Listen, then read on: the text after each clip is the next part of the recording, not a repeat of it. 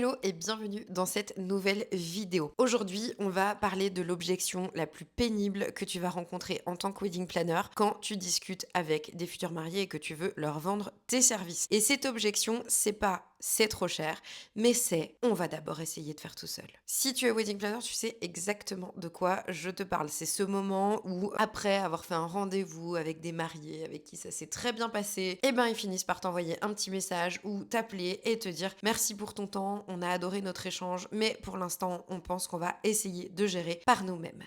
Toi, tu le sais qu'ils vont galérer, tu sais que ils vont passer des heures à rechercher des prestataires, des heures, des dizaines d'heures à rechercher des prestataires. Ils vont comparer les devis dans tous les sens, mais sans savoir à quoi s'attendre parce que de toute façon, ils n'ont pas l'expertise d'une wedding planner. Et au final, ce qui va se passer, c'est que soit ils vont craquer et ils vont revenir vers toi, ce qui est peu probable parce que une fois qu'ils sont dedans, ils se disent autant terminer et puis on y va comme ça, même si on galère. Donc le scénario le plus probable, c'est qu'ils ne reviennent pas vers toi et qu'ils vivent un jour de mariage absolument épuisant pour eux. Et ils regrettent et ils se demandent pourquoi ils ont fait ça et pourquoi ils n'ont pas fait appel à toi ou à une autre wedding planner. Mais le problème de cette objection de on va essayer de faire tout seul, c'est qu'elle est hyper difficile à démonter. En plus, t'es même pas en concurrence avec une autre wedding planner où tu pourrais te dire bon, ok, ils ont choisi quelqu'un d'autre parce que ça matche mieux avec elle. Non, t'es en concurrence avec eux-mêmes et surtout avec leur conviction qu'ils vont y arriver tout seuls.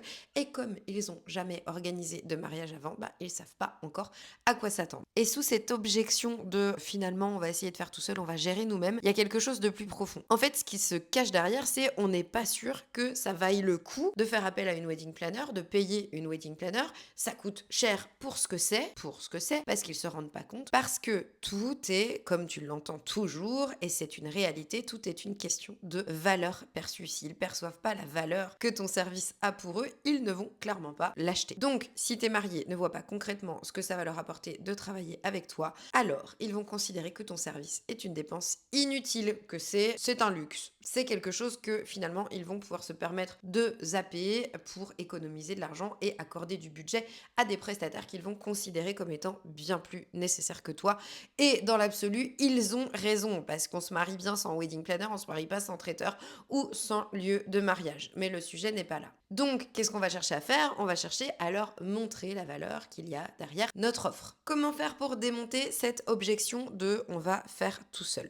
Comment on leur fait prendre conscience que faire appel à toi, ça n'est pas une dépense, mais c'est un investissement pour leur bien-être? La réponse, elle se situe dans ce qu'on appelle le coût de non-résolution. Le coût de non-résolution, c'est quoi? C'est le fait de, au lieu de vouloir à tout prix montrer ce qu'ils auront en faisant appel à tes services de wedding planner, on va plutôt leur montrer ce qu'ils perdent à ne pas faire appel à toi. C'est ça qui va les faire basculer. C'est pas en listant tous les avantages que tu vas les convaincre. C'est plutôt l'inverse, c'est en leur listant tous les inconvénients à ne pas te prendre que tu vas les faire basculer de l'autre côté. C'est parce que tu vas être capable de leur faire visualiser concrètement ce qui va se passer si ils ne font pas appel à tes services. C'est en leur faisant visualiser ce qui va se passer concrètement si ils décident de gérer tout seul. Et le coût de non-résolution, c'est vraiment un principe marketing qui est ultra puissant. Et tu dois l'utiliser absolument partout. Tu dois l'utiliser dans ta communication sur Instagram, tu dois l'utiliser dans tes DM, dans les conversations que tu vas avoir avec tes futurs mariés, et tu vas devoir l'utiliser aussi en entretien de vente. Alors concrètement, comment tu fais? Première étape, dans ta communication, notamment sur Insta, tu vas créer du contenu qui va mettre en lumière ce qui se passe quand on organise son mariage tout seul. C'est pas pour leur faire peur, c'est pas pour être dans la négativité, c'est pour mettre en avant la vraie réalité en fait de quand on organise un mariage, celle dont personne ne parle vraiment. Donc par exemple, tu peux faire un contenu qui va parler de ce que personne ne te dit quand tu organises ton mariage tout seul. Et dans ce contenu, tu vas lister des choses très concrètes sur qu'est-ce qui se passe quand on organise son mariage tout seul, quelles sont les désillusions auxquelles on fait face, quelles sont les difficultés qu'on va rencontrer. Tu peux aussi faire des contenus sur voilà ce que les gens me disent une fois qu'ils ont organisé leur mariage tout seul et qu'ils m'interrogent pour faire leur coordination jour J. Bien souvent, quand ils arrivent à ce stade-là, c'est qu'ils en peuvent plus. Ça, tu dois en parler dans ta communication. C'est ce qui va te permettre de projeter ton audience de futurs mariés dans ce que c'est la réalité de ne pas faire appel à une wedding planner. Pour conclure, sur Insta, tes contenus doivent, pas tous, mais certains, montrer ce que c'est comme réalité. Tu peux faire un autre type de contenu, par exemple, les 5 erreurs que vont faire tous les futurs mariés qui organisent tout seuls leur mariage.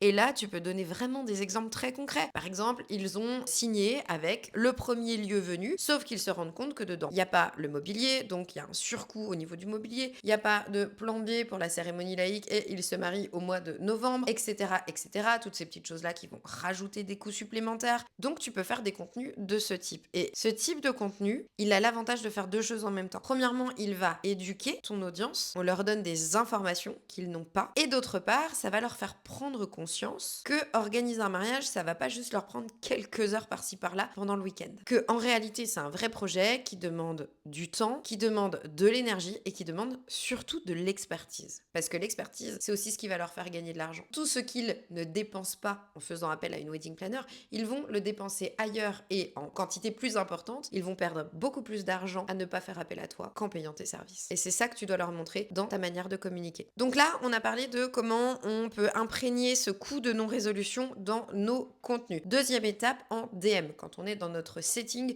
quand on est en train de discuter avec notre audience pour l'emmener vers un rendez-vous. Le DM, c'est là que ça devient intéressant parce que c'est une conversation individuelle et que tu vas pouvoir personnaliser ton propos, tu vas pouvoir personnaliser ton approche et surtout poser les bonnes questions à la personne avec laquelle tu discutes. Donc, quand une future mariée te dit « on pense pas forcément avoir besoin d'une wedding planner parce que on va essayer de faire tout seul », alors que toi, tu essayes de lui montrer la réalité des choses et in fine de lui proposer un rendez-vous. Si elle te dit ça, la manière dont tu peux réagir, évidemment sans être en mode vente agressive, c'est absolument pas le sujet, on peut quand même essayer de lui faire prendre conscience des choses. Donc quand elle te dit on n'a pas forcément besoin d'aller plus loin parce que on sait qu'on veut pas forcément prendre de wedding planner, tu vas pas lui répondre tu fais une grossière erreur, tu vas galérer. On va être un petit peu plus bienveillant que ça. Tu peux par exemple leur valider, ok, c'est votre décision, c'est très bien et c'est vous qui prenez vos décisions bien évidemment, ça vous appartient. Mais par curiosité, j'ai une petite question. Combien de temps est-ce que vous avez prévu pour l'organisation de votre mariage? Combien d'heures par semaine est-ce que vous pensez que vous allez pouvoir y consacrer? Et continuer ton message en disant, parce que la plupart des futurs mariés sous-estiment quand même énormément le temps que ça prend d'organiser un mariage. Et là, tu peux lui détailler entre la recherche de prestataires, les comparatifs de devis, envoyer des relances à tous les prestats qui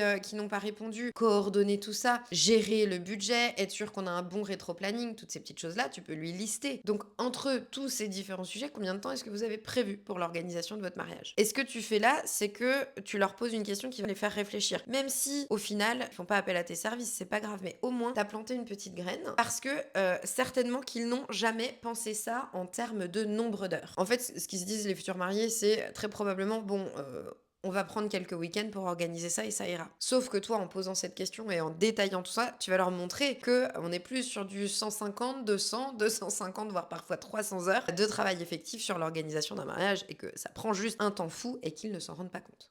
Ou encore, tu peux leur demander, mais vous avez déjà une idée du budget global et comment vous allez le répartir? Parce que sans méthode, c'est vrai qu'on a tendance à naviguer à vue et que la plupart des couples dépassent le budget d'au moins 20% en moyenne. L'idée, c'est pas d'y aller de manière trop intrusive ou trop pushy. Si tu sens que la personne en face, elle est pas du tout réceptive, n'insiste pas, le but n'est pas d'aller ennuyer les gens, bien évidemment. Mais si tu sens qu'il y a moyen de lui faire prendre conscience des choses, pose-lui ces questions-là pour la mettre devant la réalité des choses. Le but, c'est toujours d'essayer d'aider les gens que tu as en discussion avec toi. C'est de les faire réfléchir, de poser les questions auxquelles ils n'ont même pas encore pensé. Et de cette manière-là, ça les fait visualiser ce qui va se passer concrètement. Donc, potentiellement, se rendre compte en fait de ce que ça risque de leur coûter de ne pas investir dans les services d'une wedding planner.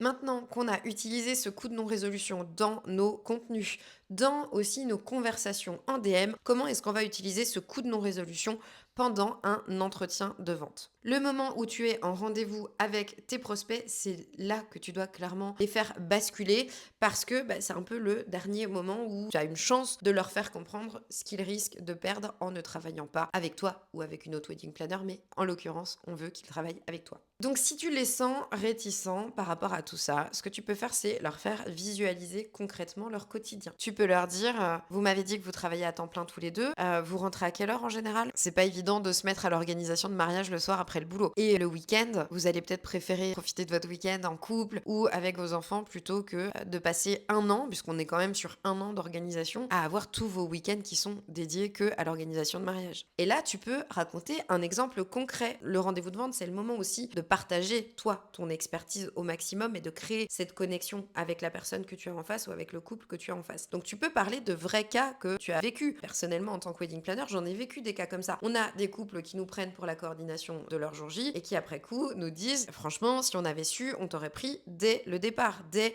le début de l'organisation du mariage, ça nous aurait sauvé des heures et des heures de stress, énormément d'énergie, des week-ends passés sur l'organisation du mariage alors qu'on aurait voulu profiter d'autre chose. » Donc, ces profils-là, ils existent et c'est même pas rare. Tu peux raconter ces choses-là aux gens que tu as en face de toi en rendez-vous de vente. En faisant tout ça, tu les projettes dans ce qui va se passer, tu vas leur faire visualiser le stress, la perte de temps, la perte d'argent, les erreurs, les disputes potentiellement entre eux aussi. Donc tu es là pour rendre visible ce qui est encore invisible pour eux. C'est invisible pour eux, c'est normal, c'est la première fois qu'ils se marient. Et donc le problème c'est qu'ils ne savent pas ce qu'ils ne savent pas.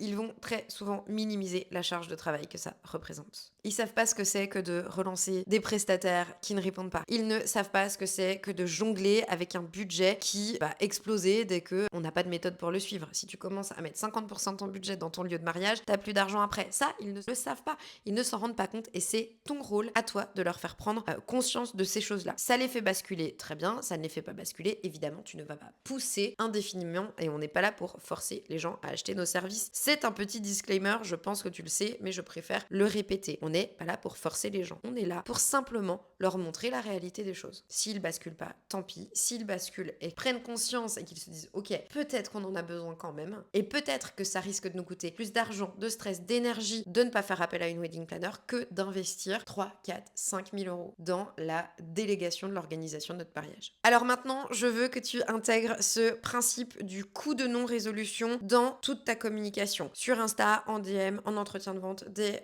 que tu as l'opportunité d'utiliser ce levier-là, il faut que tu le fasses. Parce que c'est exactement ça qui va te permettre de faire sauter cette objection de « bon, finalement, on va essayer de faire tout seul ».